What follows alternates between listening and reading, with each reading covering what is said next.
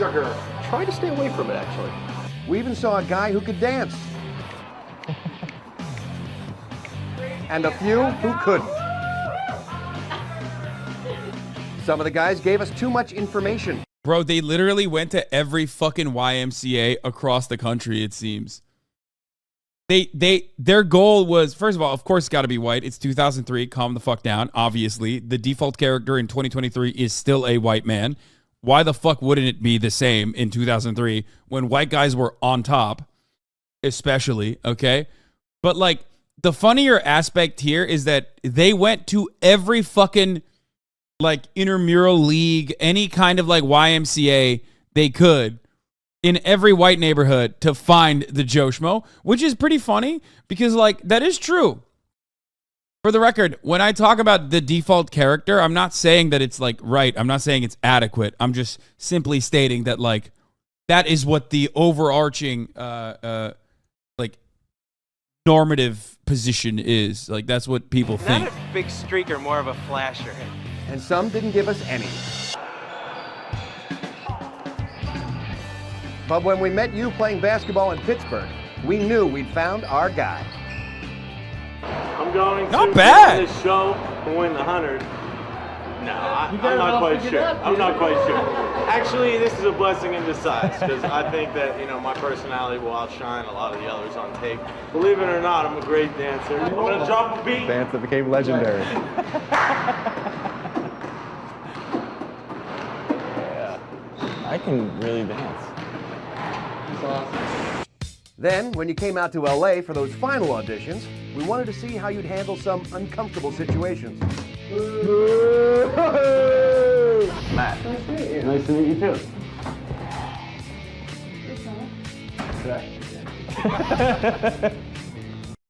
That's crazy.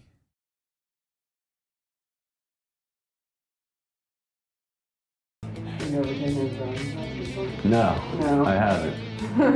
But I might start now. And I'm sure you remember when we introduced you to your future buddy, Brian.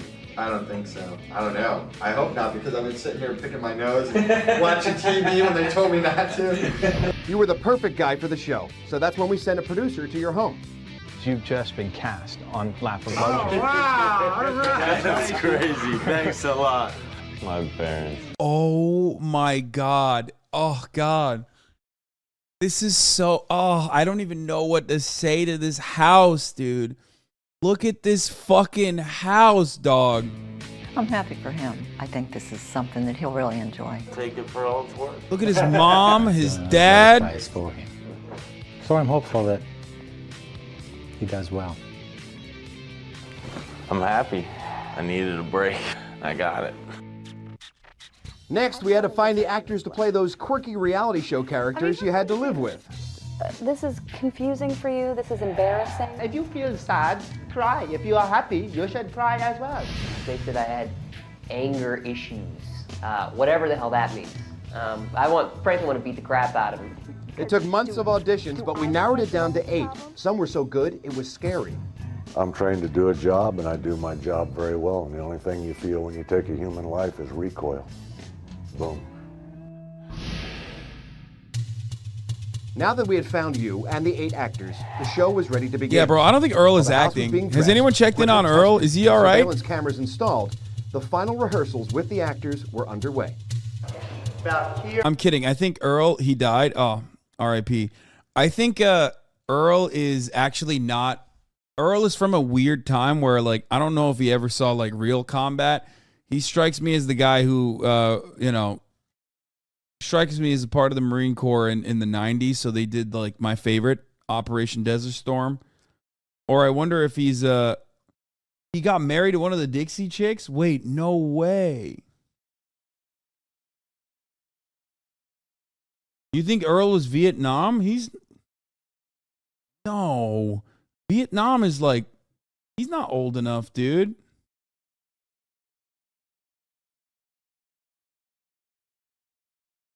What the fuck? Here is going to be a table. There's going to be 2 sets of risers. Let's do Gina's eviction first. For the past 2 days, I think it's safe to say you've all enjoyed life in the lap. No, they have a song called Earl. Chad is But being one dumb. of you Vacation's now over. One of you is about to say goodbye to high society and return to your sad existence of working for the man. He was born in the 40s. 18 in the late 60s, early 70s, 50s. That's what you people are. You're cockroaches. You're cockroaches. You know what? I'm forgetting that this show was in 2003. Actually, okay, you're actually right. Well, let's see. Earl, I mean, I'm sure there's a Wikipedia for this, right?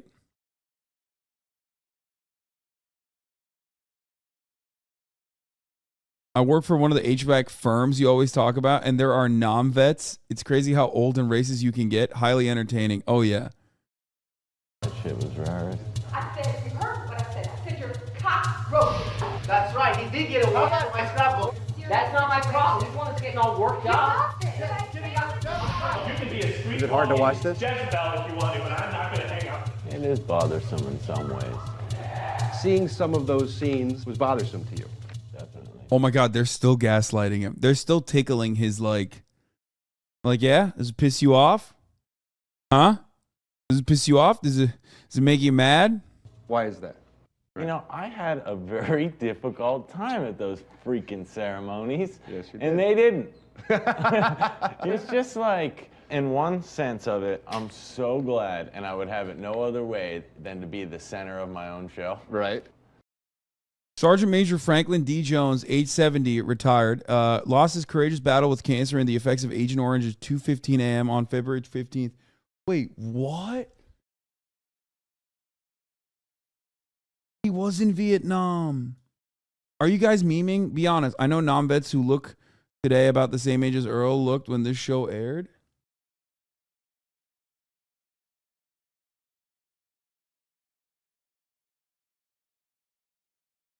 Bro, this chat is crazy. You found his grave, dude. What the fuck?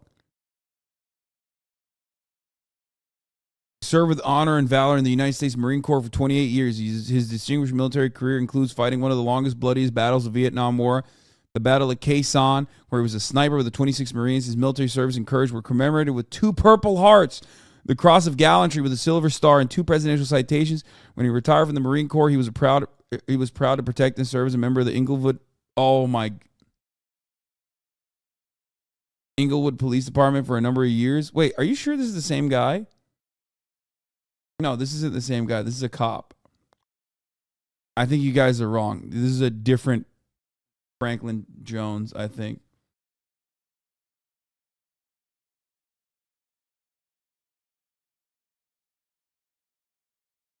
No, this is a different Franklin. Yeah, this is the Franklin Jones. Oh, he is Agent Orange? Okay, maybe he did. Oh, he was. Oh, it is him. Okay, never mind. You're right.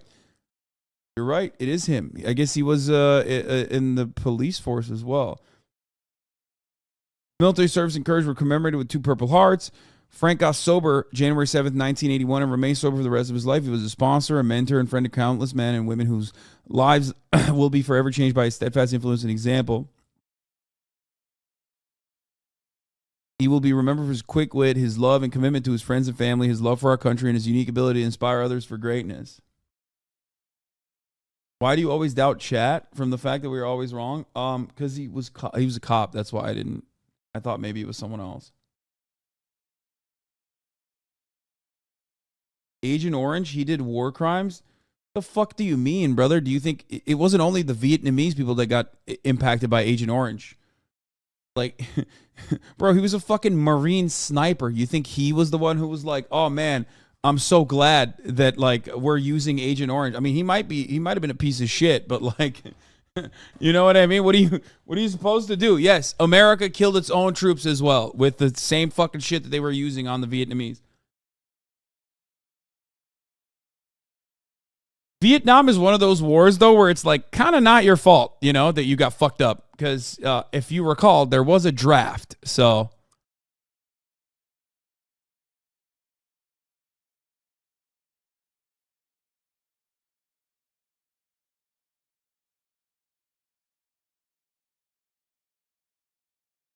All sergeant majors are pieces of shit.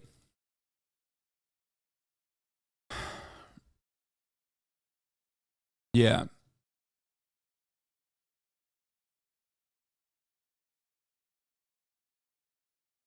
YouTube to take back earned money from demonetized videos? Wait, what? So apparently YouTube can charge back prior earnings from a demonetized video now? How do we, as YouTubers, even fight this? Oh my lord, there's no fucking way. What?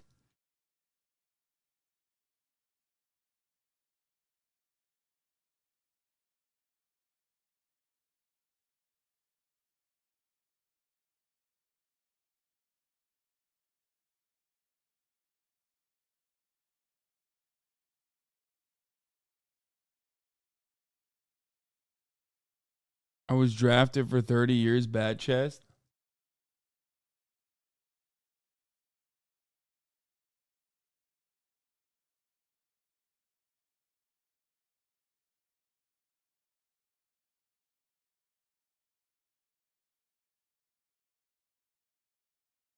As a Vietnamese woman, I hated when old white men would tell me that they fought in the war like it was a flex. What the fuck? They're like, hey, I killed your grandfather, maybe. Like, hey, you know how like you might have like fucking your children might have genetic disabilities as a consequence of all the chemicals we use, like even to this day. Yeah, I did that. It was fire. You should be grateful for that liberation.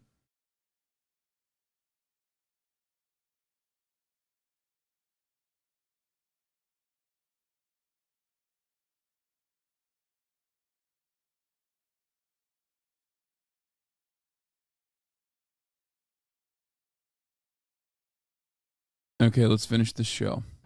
But at the same time, like, I thought I was experiencing all that with 8 other people. It's a lot different. Like, we were never in the same boat. People were saying Kip's Vietnamese, but his mom was like a CIA agent, apparently. Talk about that. You met 8 fake people while you were living in that house. And then at the end, you met 8 real people. Was it hard to reconcile the old personalities with the new personalities? Did you have to relearn everybody, sort of? Yeah, some people. The hardest one is Brian, because I got so close to him on the show. And I will always remember thinking or asking Brian, you know, are you an actor? Are you an actor? Are you an actor? Everything I told you about my life. Are you an actor? Tell me, just say it. I am. What the fuck? I wanted Brian to be a real person so bad. Brian was the one person that I knew I could trust. The one person who was on my side, who was in the same position as me. Right. No, wrong. He wasn't. You know what I mean? Like now, a little while later. But at the time. Little did I know, Brian was not only an actor, but he was also a writer. I mean, it went much deeper with him. And you know, now we're getting into the whole like resentment I have towards Brian that I need to work out before we continue our friendship. I can understand that. Let's keep watching. Every cast and crew member had their assignments by the time rehearsals finished, knowing full well the show could be blown if anyone took a wrong step. The key word is denial. Even if he says, hey, I know it's all fake, I know this is bullshit, you're all actors, you still Bro, this literally feels like a flex. Like, they're just like, here's how we gaslit you, you fucking idiot. Like, the end sequence here unironically feels like they're just flexing. deny it. You deny it to the end of the earth. Deny, deny, deny, deny, deny. Wow. This is really cool. So all those are a different camera? These are all surveillance. Here's how we got you, you fucking dumbass. Inside the upstairs jacuzzi. The control room was the nerve center of the mansion. Each Bet you screen feel had a silly, video huh? feed from one of the 26 cameras located throughout the house. The monitors were instrumental in tracking your every move. Because the actors couldn't be directed in front of you, they were almost always flying solo. Okay, run downstairs. Let them know no one can see us on Kiss. Run in downstairs. The only time they could be given any information was if they were pulled aside in the privacy of their rooms. What we said this morning, it's going to discuss you. You're out of here, you come in here, and that's when you're going to find Gina's right. The script was in a constant state of flux, as it changed repeatedly to fit your emotional state.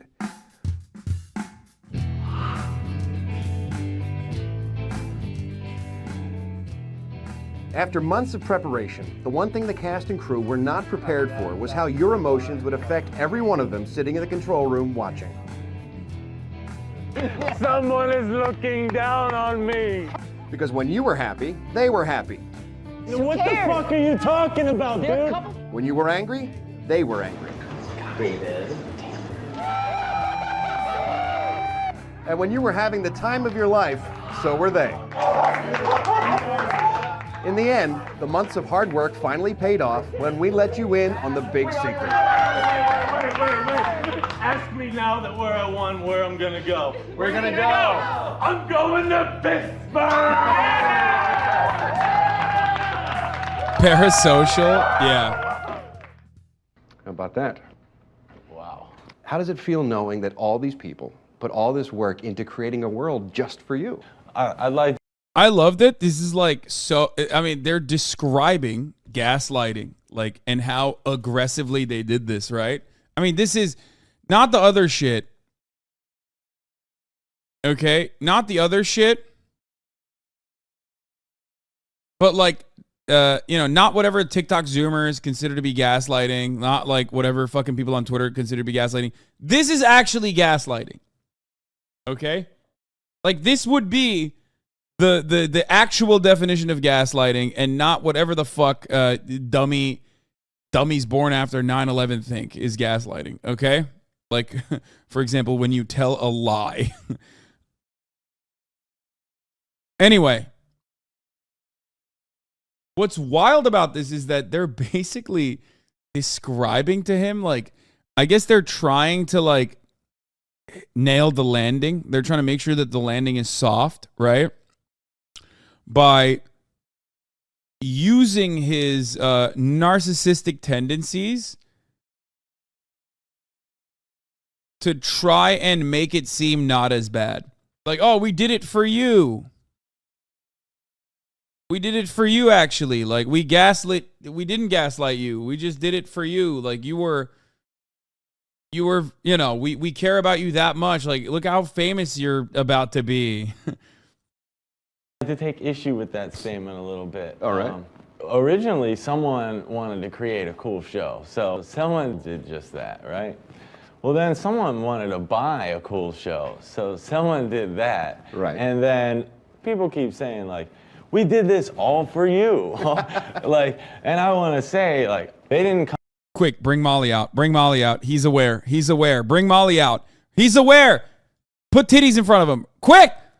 It's not gonna work. Come find me and then think of all this. You know what I mean? Right. Like conceptually speaking, I mean, they thought of the idea and then plugged me in there. Now, it happened to work out for me and hopefully for them as well. How do you feel about being referred to as Joe Schmo?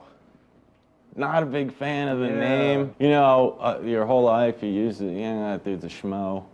Who is some freaking schmo? I don't even know who he is. You know, and then here I am, Joe Schmo. But, Ralph, there couldn't be a better schmo. Small price to pay. Huh? It is, man. It is a very small price to pay. Next, we'll revisit one of Matt's favorite moments, the meal not quite fit for a king. Remember that? That's right. Dog crap, monkey testicles, and a girl-on-girl kiss when the Joe Schmo Show continues. Welcome back to the aftermath of the Joe Schmo Show. I'm Ralph Garman, and I'm sitting here talking with our star, Matt Kennedy Gould. Matt, you lived every scene in our show. But before you lived them, we planned them, sometimes months in advance. Now, have you ever tried to replay the whole show in your head and figure out exactly how we put the whole thing together? From beginning to end, not yet. No. Haven't had the time to do that yet. But, I replay scenarios in my mind, pretty much from like about 15, 20 minutes. Notice how they're not actually showing the embarrassing moments. I feel like that's part of the reason. They're trying to like show the highlights and stuff, but no moments where he looks like a horny baboon. You know what I mean? Obviously, they didn't fucking film him jerking it. Okay? Calm down, everybody. Also, he probably didn't jerk it for 10 days. If anything, you can kind of tell he didn't jerk it for 10 days. Okay? I'm just saying, like, he was entirely too horny. After I wake up until about that much time before I go to bed.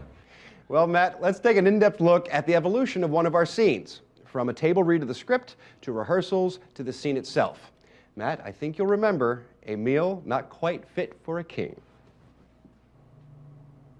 Okay, now we launch into a thing that's called a meal not fit for a king, and the cast members must each finish one course of an 8-course meal. He's gonna freak out from the start of the game, from the name of the game. He's gonna freak out. But that's fine. I'm okay with that.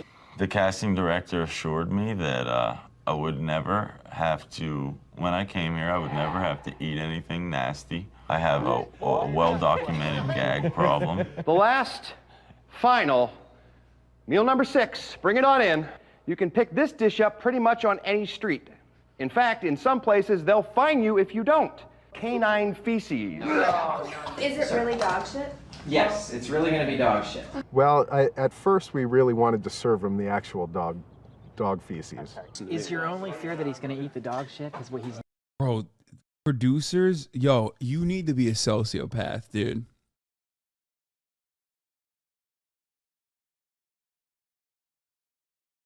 Like, producers really have to be like a demon to do this job appropriately. I mean, I appreciate it. I respect it. It's almost so crazy that, like, you know, it's goddamn, because they make such good content. Fuck me. Holy it's possible shit. that he's going to pull out from the beginning, be like, I'm out. No. We have no intention whatsoever of letting him ever put that in his mouth. He screws us every time because he comes up with something we're not planning on. Well, we got word from the network that they were a little worried that Matt just might actually take a bite before we were able to get the dish away from him. You can get screwed either by him diving into it, which I realize we all feel will not happen. And that's where Bob came in. We presented him with the challenge of creating a very realistic looking pile of dog feces. That was basically a liverwurst with some unsweetened chocolate mixed in. I think the biggest challenge for Bob was the smell. But he went out and found it, and he found it in a novelty shop. And I think the end product would have fooled just about anybody. If he goes for it, Brian's going to, or one of you is going to throw it. Anyone who's nearest. TV show is worth this. Wait. There's no way in hell they're gonna serve me real dog feces. I think once the smell hit him and everybody and the reactions of all of our other actors, I think we got him.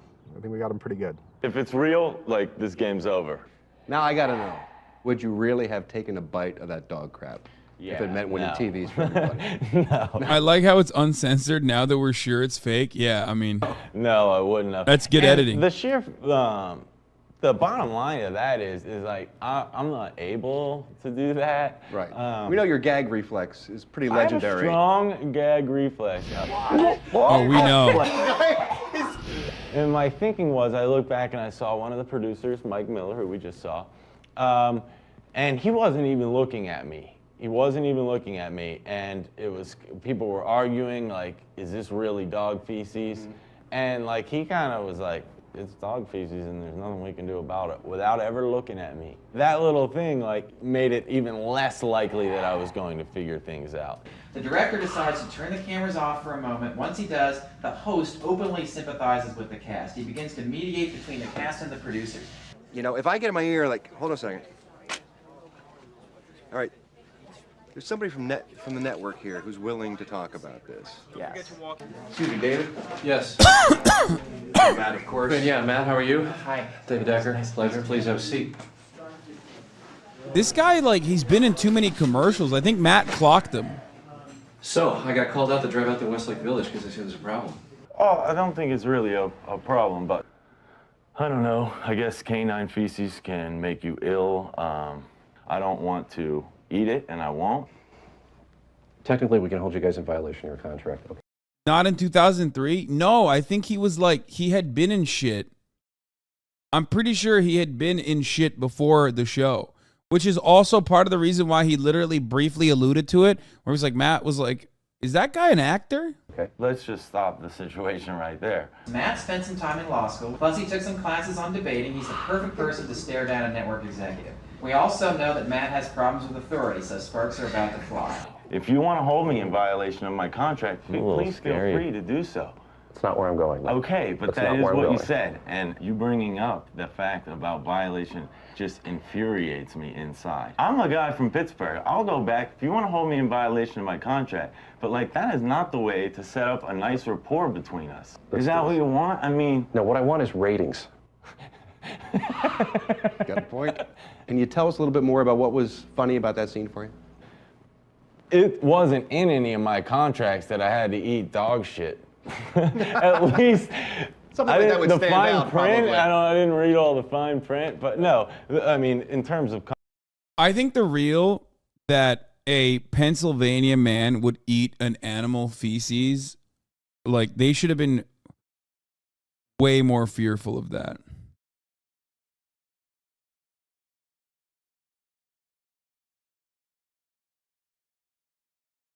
I'm just saying, like, Eagles fans have done this.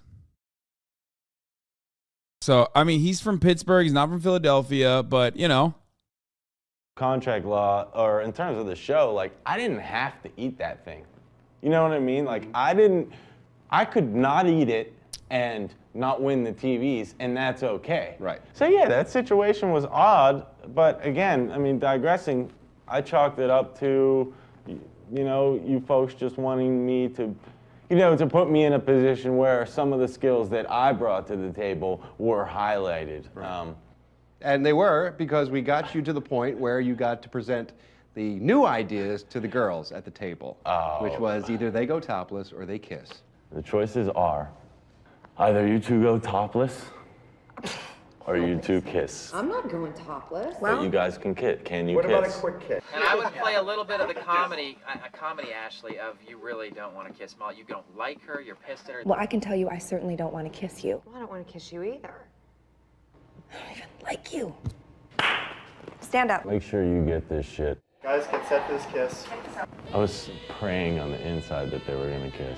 Ashley stood Molly up. Oh, we know, Matt. Gave her a big kiss, and I thought it was unreal, unfreaking believable. Okay, you get your TVs now. Matt has saved the day. Nice job, devil dog. I think he actually wanted to see them both topless and kissing. Now the truth can be told, Matt. Were you kind of hoping that they would agree to the topless part? Do you think there was a chance that they might? You know, Ralph, you know I've never had any qualms about, you know, I love women, and I love breasts, as we probably know. Yeah, I was hoping for the topless. I mean, hope is such a light word. Pray. I had all of my toes crossed in my shoes that you guys didn't see. But, you know, I had to put that there pretty diplomatically, didn't I? You did. You played it cool. Yeah. This is bigger than all of us. I remember me saying that. That was great. Well, dog crap wasn't the only thing Matt had trouble swallowing. Find out more when the Joe Schmo Show continues. Welcome back to the aftermath of the Joe Schmo Show. Now, Matt, as you can imagine, one of the toughest things for us to do on this show was to keep things secret from you. And in spite of our best efforts, we did have some near misses and some narrow escapes. Take a look. The first near miss came after the game These Drawers Aren't Yours, when Earl forgot which boxer shorts were supposed to be his. Yeah, I blew it. I blew it the first day within the first 2 hours. I thought yours were the fishing ones. Wait, which ones did you think were The fishing. Those were yours. No. Yeah, the green ones with the... You had the blue one with the big fish in the front. Then, Molly forgot where she lived and bit her tongue to distract you. When I lived in Texas, I was in Beaumont, which is an hour and a half from Houston. Why do you live in Wisconsin? I'm like, oh my God, I just blew the show. It's over. I'm fired. I just bit my tongue. See, this stuff was so much more... Hard. It seemed so much more to you guys than it did to me. Really? Like, I just was getting biographical information. You know what I mean? Sure. But the close call that had us most concerned actually happened behind the scenes. Every day, we would interview the actors about the progress of their character's story. The interview room was located directly next to your master suite and separated only by very thin doors. Because of the closeness of the rooms, we risked that at any time you could overhear one of these interviews. And to avoid a disaster, we had to carefully monitor your every move. It was during an interview with Kip that we had our scariest moment. Where's Matt right now? Because I'm interviewing Kip upstairs in the interview room. I was talking to Kip out of character, speaking not with a Cuban accent, straight as an arrow. Where's Matt? Show me Matt. Matt, where's Matt? You don't give me Matt. As it turns out, Matt's in the master in the bathroom, and I'm like, what? You probably don't remember, but you left the kitchen for an apparent visit to the downstairs bathroom. To allow you privacy, we shut off your video feed in the control room, only to realize too late that you had gone upstairs to the master suite, directly next to the room where Kip was being interviewed. The executive producer, Paul, called Kip's interview short and called Brian outside for an emergency meeting. We need to find out if we heard him, like, just get a feel for what's going on in his mind. Okay. I'm fucking nervous. Yeah, and that is, let me tell you, that thing nervous is fucking paper thin. Oh, he doesn't look so good right there. Paul, well, he's scared to death. And we had to watch the monitors in the control room to see if you figured it out. Dude, the game show host not being able to switch off of game show host voice is additionally funny to me. I don't know why, but it's like, yeah, he had no idea. He wasn't feeling great because he had to. He had a job to do. And that job was to gaslight you, Matt. How does that make you feel?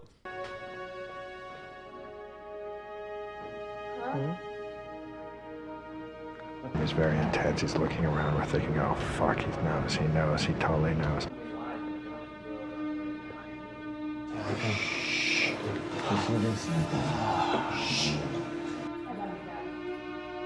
Is there something wrong? What does he say? I'll go up and check out my room. When you think about it from the production, from a production standpoint, it is unimaginably scary that your multi-million-dollar budget show is about to fall apart at a moment's notice because, like, a bunch of the actors that you hired could technically fuck up at any given moment. Brian and Earl to go upstairs. We were sure you were going to tell them one of two things. Either you knew everything, or you knew Kip was a phony. Either way, we were certain we had a problem.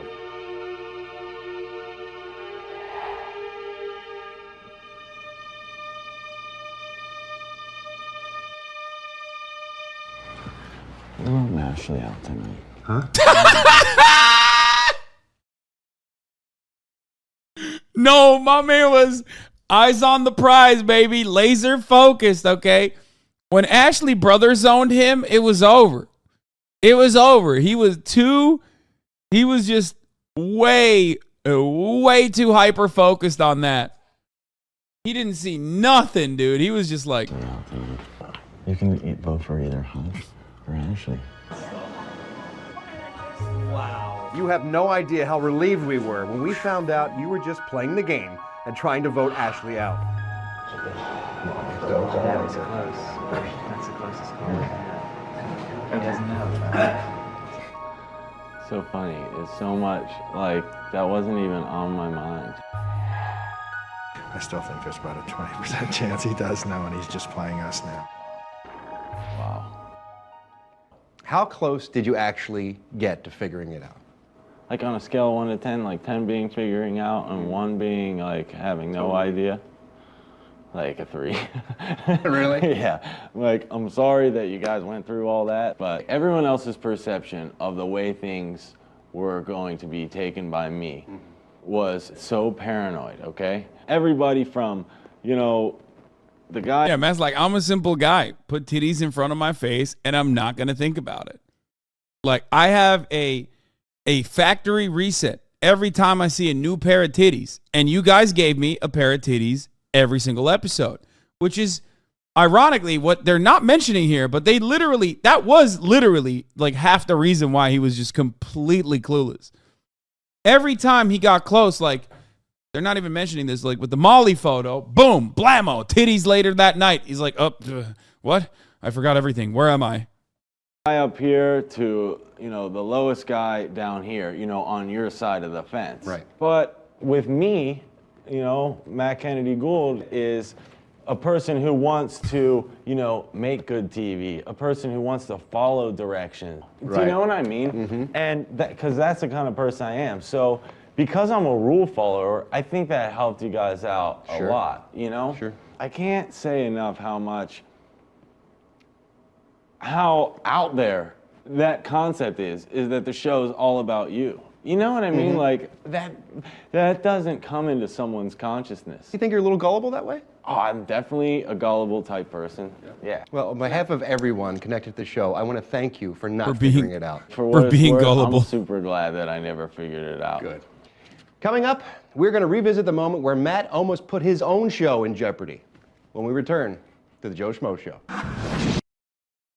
Welcome back to the Joe Schmo Show, the aftermath. I'm Ralph Garman, and I'm talking with Matt Kennedy Gould. Matt, we tried to plan for everything on this show, but the one thing we could never truly plan for was you. In fact, our most difficult night on the set was also your most difficult night on the set. I think there is like a larger conversation to be had about this, like being like a very boring white guy in 2003 from like fucking Pittsburgh, like the default character. I think that genuinely played a role in both his interest in like always following the rules of the system, because like the system hasn't really failed him, even though he hasn't really like popped off. You know what I mean? He hasn't really done anything, and yet he still had like a normal life, and you know he's having fun. He's going playing basketball and stuff like that. It's like that actually almost is like a weakness, that passive buff that you get as a white guy, like as a cishet white dude in 2003, was literally a fucking weakness as well, because like, you know, he was just like, he just didn't even think about how he was the center of the conversation in almost every single circumstance, because it's like, yeah, that's kind of normal. You know, of course I'm supposed to be, you know, I'm the guy, and you know the system is designed basically for me. The system is designed basically for me anyway, so yeah, why wouldn't I follow the rules? It's like he literally was the Joe Schmo. Like they found actually the Mr. Schmo, Mr. Joseph Robinette Schmo. That's why I said as a black man myself that they picked the black guy. He would have seen through the show first day, no cap. Yeah, that's what I mean. Like, you bring someone who isn't like a born and bred Joe Schmo type dude from, you know, Pittsburgh or whatever, right? Or Ohio. All of a sudden, you have a situation where like there's going to be built-in skepticism. Like, why am I the fucking center of the conversation? You know, he didn't have to build any sort of like street smarts or anything like that. You know what I mean? He has a lot of like liberal tendencies. This show does not pass the Bechdel test. My friend, it was on Spike TV, which is like the anti-Bechdel test channel. The deciding vote in tonight's eviction ceremony. Earl. Earl, it's time. The House has voted. You're dead to us. We were all pretty shaken up when we saw your reaction to Earl's eviction, and everyone started wondering if we had gone too far. You're overcrediting his whiteness and undercrediting his narcissism, probably a big part of his selection. Yeah, the narcissism played a role in this for sure. Is Matt crying? Yeah. Oh my God! He loves you, man. I know it. No one watching will understand until you're in the position. You have no idea. Oh, he's just sensitive, Red. I know, but it just hurts me so much. Sure it does, because that's real. I'm not gonna lie, I'm not happy about this. When I heard Matt sniffling behind me, that was the hardest part. You know, I couldn't stop from crying then. I really wanted to... They weren't crying for Earl. They started crying because they were like, holy fuck, we're emotionally traumatizing this man. Which is pretty funny because like that was a turning point for in the show, even for myself, where I was like, damn, this is content, but like at what cost? You know what I mean? Content is content, but at what fucking cost? Holy shit. Right? I tell Matt about the show last night when he was crying behind me when Earl was leaving. When we saw Matt really crying, it really hit us all that we need to be very careful. Like, what is really going on here? They were really upset. I mean, truly. Everybody was. We didn't want to emotionally scar this guy or have him feel that bad, but we just never took into account how big of a heart this kid had. And then when it was done, a lot of the actors were sort of second guessing like the whole process, the whole thing. And then we realized that all the producers and writers were doing the same exact thing. So we're like, okay, we're all in the same boat here, so how do we make this better? You were so upset that we had to ask ourselves if we should even continue shooting the show. Yeah, I doubt that, okay? I'm going to be honest with you. I don't believe that part. I'm pretty sure the producers were just like, this is not going to look good for us. So how do we fix it? Yeah, I don't... I like our again, multi-million-dollar production, which is actually pretty good television, like I will add, was definitely, about to blow up in flames. The real producer got a big smile when he started crying. Great TV. Yeah. Like, I just don't believe that. That's why the camera guy was already hyper-focused, like zooming in on his face as he started crying. Like, you guys are demons, okay? Yes. Yeah. The producers were like, oh man, damn, it's so sad. Also, the producers next day, make the asshole fuck your crush.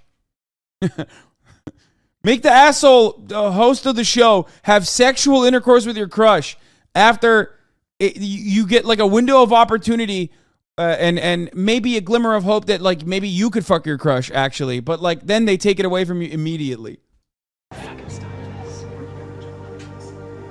We have to tell him. Look, tonight's not the right time to make this decision. The guy's exhausted. Leave him alone. Let him sleep.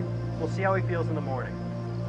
After getting some rest. That's in post. They added that in post. There's no way they were talking about that. And spending some time with Brian, you may remember the producers asked you if you wanted to continue taping.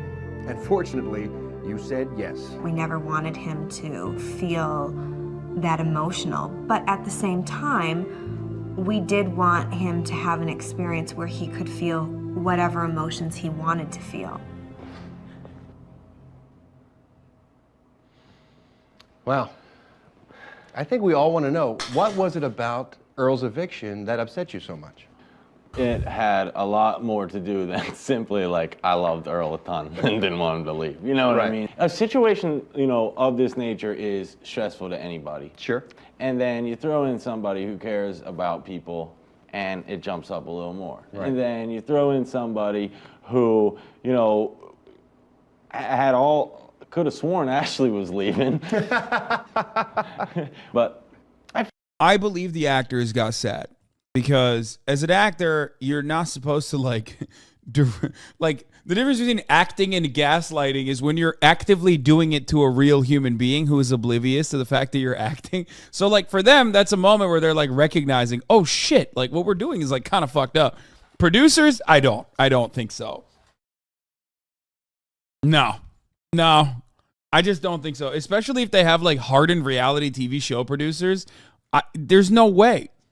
I know that like a lot of the guys were actually like writers themselves. They went on to write Deadpool 1 and 2 apparently, which is part of the reason why maybe they felt a little conflicted because this is the first moment where they realized like, oh shit, whatever. But like the actual producers, this is what they do. They do way worse shit in reality TV. They do way worse shit in reality TV on a daily basis. Look at TLC. Look at The Learning Channel. How much have we watched? How many episodes have we watched of like 90 Day Fiance where like things that are unimaginably cruel are happening? And like, that there's a producer behind the scenes making sure that happens, prodding, poking, pushing buttons on purpose, deliberately to get that content out. They made a motherfucker give birth. They made someone give birth on reality TV. Like, they brought cameras in to the fucking room. Do you guys remember that? I forget which it was. It was a 90 Day Fiance, but I don't remember which one it was.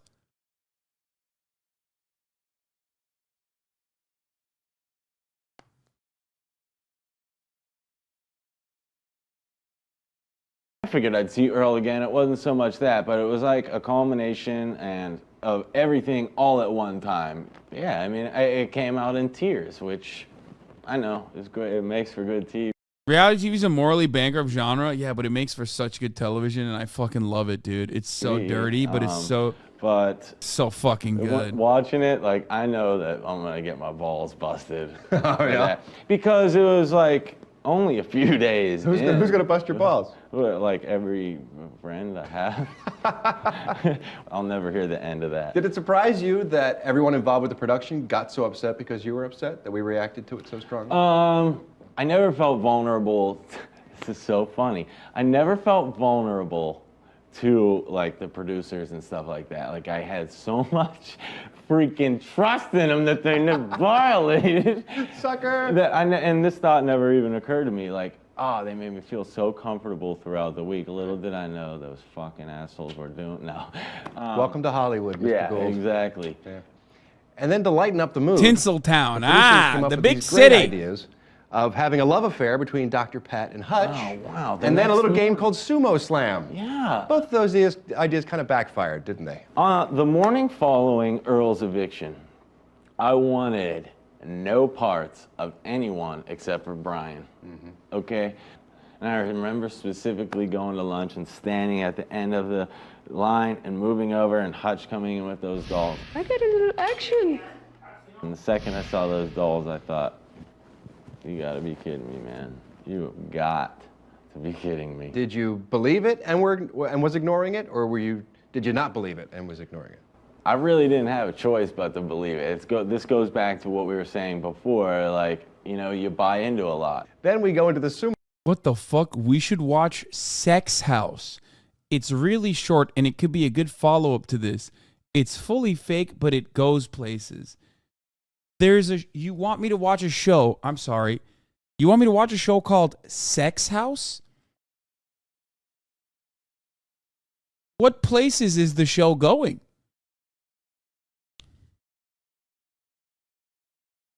I mean, you just, what is this? What's happening? You said, porn reacts, let's go.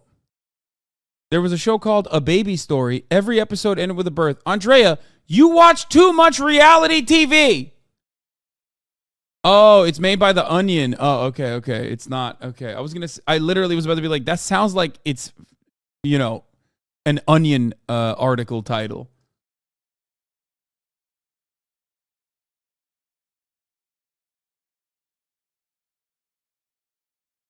Sumo Slam game, where you really took out Dr. Pat.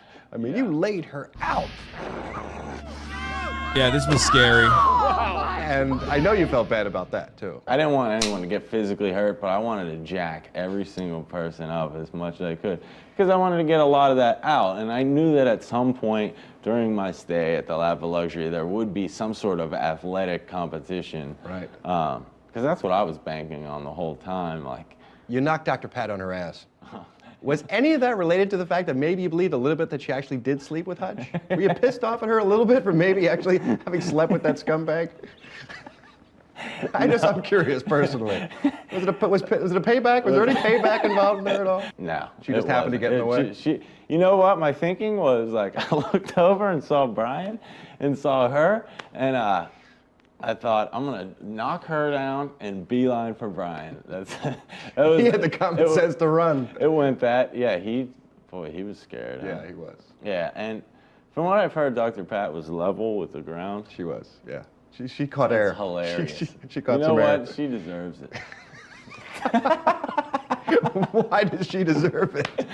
For being on the show. I got you. Faking me, Someone's got to take one for the team.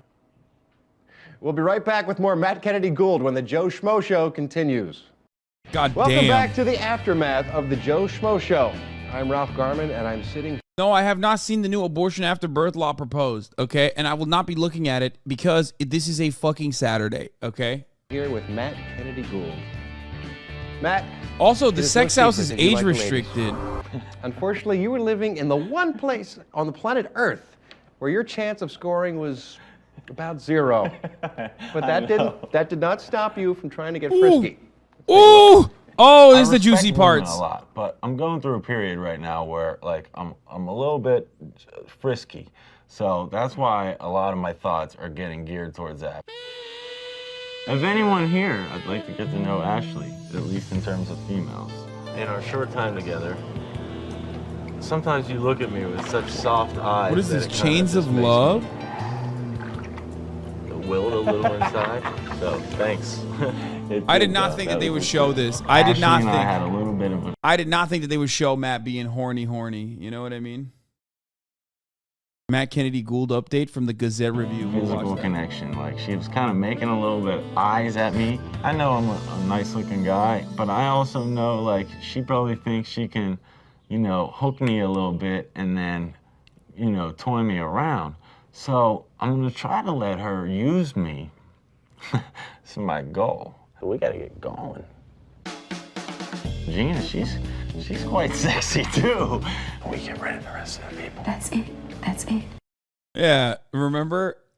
Who could forget the first episode where Matt basically single-handedly ended racism by saying, you know, I have no issues hooking up with an African-American woman. Oh. Which was awesome when he said that. That was crazy. I don't mind it. I don't mind it. Other guys, I don't know, but me, I'll fucking do it.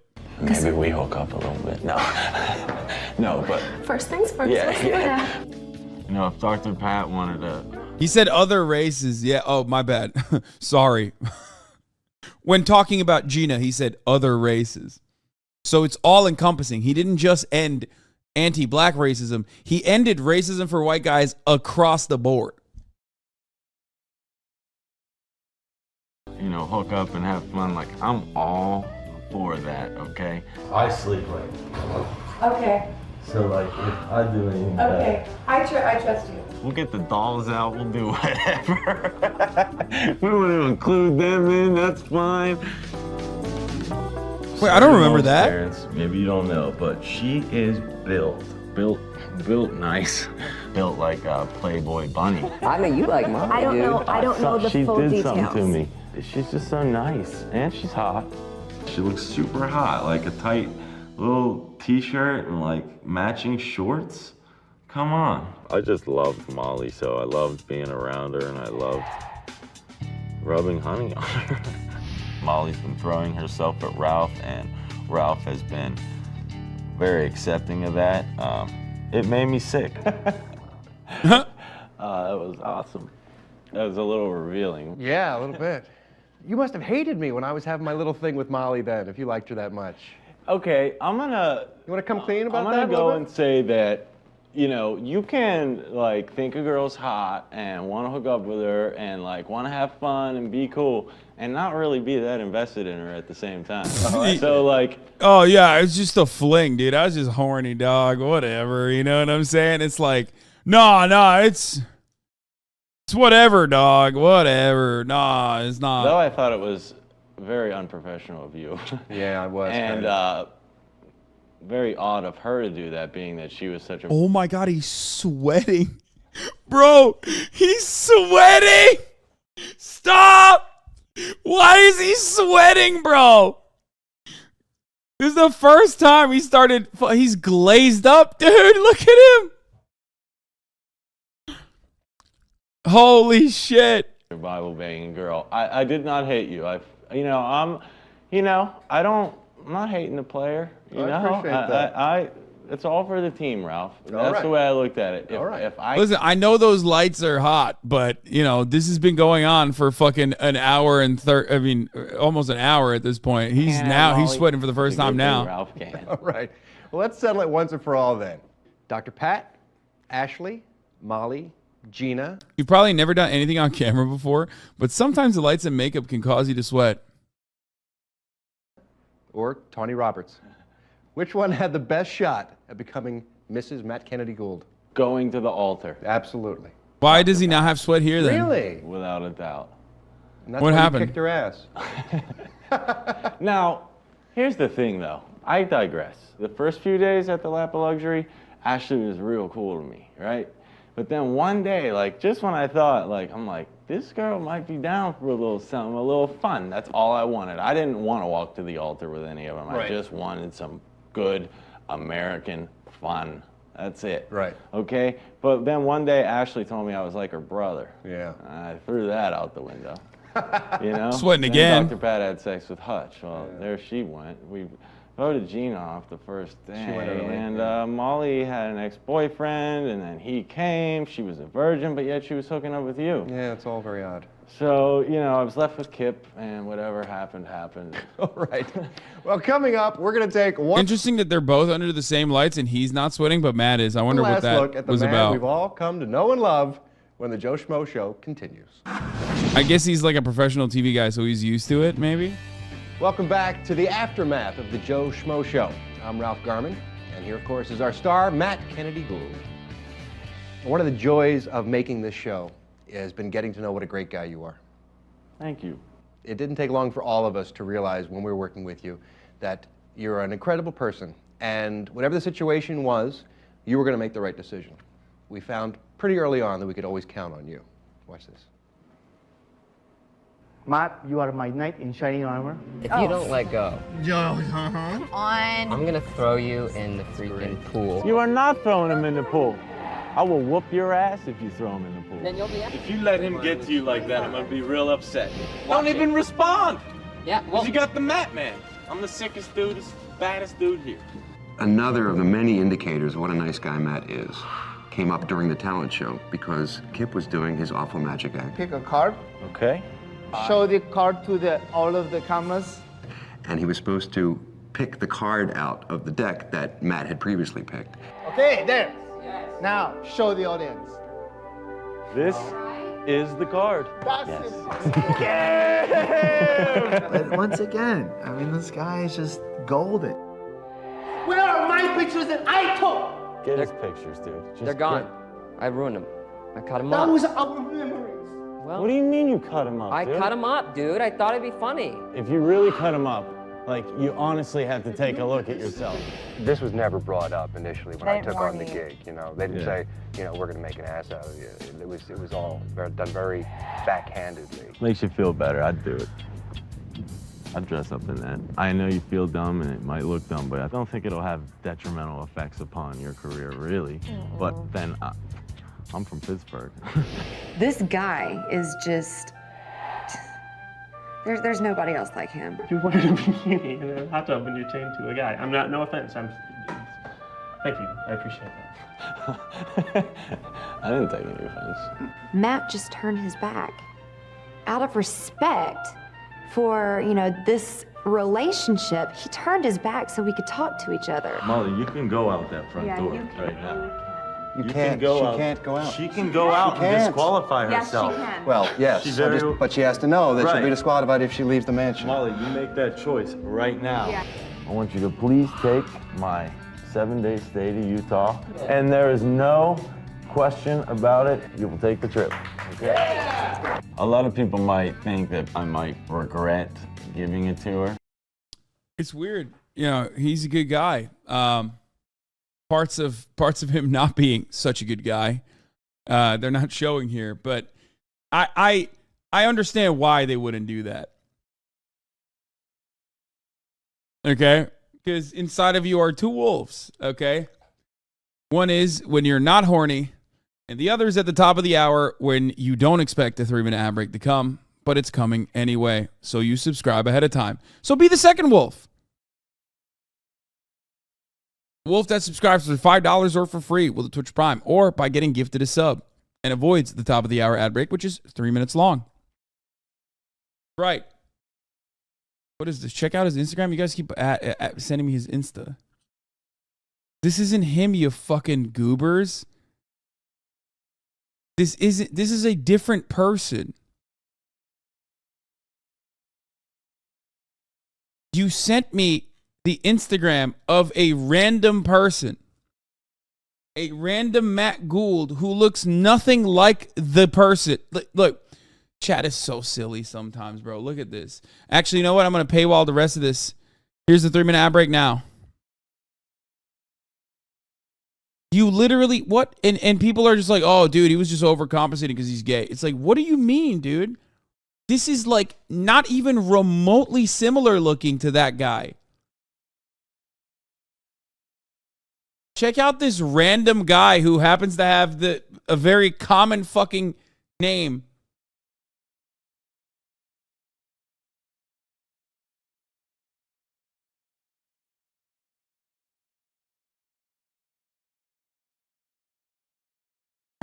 I just want to say, not at all. I felt great about it. I felt like I had done something great for somebody. We could take Brian out the next round too. Because I'm telling you right now, dude, he's gonna split your vote. I know you guys are friends. I think that's cool, whatever. You're too close. Done. Both Ashley and Hutch want me to vote Brian. 748, I'll take it. It's not gonna happen. I've made a commitment to Brian and him to me, and I plan on seeing that through. He's my friend. And that's that. Wow. You could have made the wrong choice in any one of those situations, and yet you didn't. You always made the right choice. Do you breathe a sigh of relief knowing that that's your legacy on television? That's what people are going to get to see? Very much so, Ralph. Very much so. This is, I did a good job. But, you know, one thing.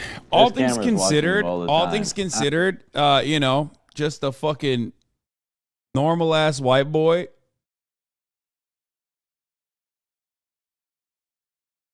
All things considered, I think he is like a very, I mean, he came across very good. And that's something I'd just like to touch on real quick. You know, everyone continues to tell me I'm a great guy and blah, blah, blah. Like, I didn't, you know, what I've seen, that's who I am. But I was really cautious of, you know, my actions. You know, it wasn't like I just went full bore, like totally comfortable. Do you know what I mean? Like, I'm not as great as you think. So you were careful not to embarrass you. Look at him. He's even admitting, like, I'm actually worse than that, but I was, like, trying to show my best, you know, trying to show my best self because I was on camera. Like, that's a nice person. I was careful. I mean, no, I don't care about embarrassing myself. That doesn't bother me. But if you meant in terms of, like, going back on my word, like, that's not even an option. Right. You know what I mean? Have you stopped at all to think about how different your life would be if you hadn't been playing basketball on that particular day? Well, I'm going to do it right now, and unbelievably different. You know, for a long time, I didn't believe in my interviews, like when people would say, you know, your life might change and blah, never believed it. Now I kind of believe it might. Mm-hmm. Thank God I love hoops, and thank God my buddy asked me to be on that squad. If you had to do this all over again, would you make the same choice? Would you do it? With 150% yes. We laughed, we cried, we beatboxed. He's just a big, for no reason, Yinzer with a heart of gold. Yep. I hope you enjoyed this crazy ride as much as we have. Wow. Matt, best of luck in everything you do, man. So there's a Joe Schmo season 2. Okay, there is a Joe Schmo season 2, but from what I understand, it's not as good. So my suggestion was maybe we'll fucking look at season 2, episode 1, and if it's good, maybe we'll continue on from there. If it's not, so stupid.